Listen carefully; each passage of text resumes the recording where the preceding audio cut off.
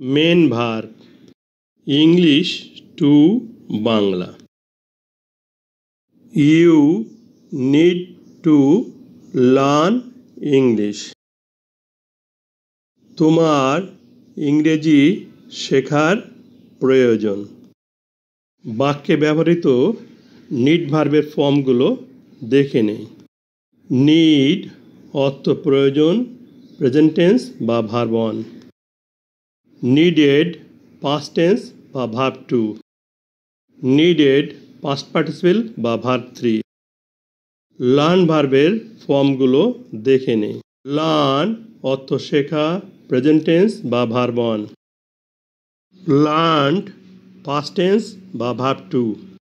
Learned past participle বা verb 3। Need ভার্বের পরে ইনফিনিটিভ টু আছে। নিডের পরে যখন ইনফিনিটিভ টু থাকবে তখন নিড মেন ভার্ব হবে। ইনফিনিটিভ টু এর পরে প্রেজেন্ট টেন্স বসে।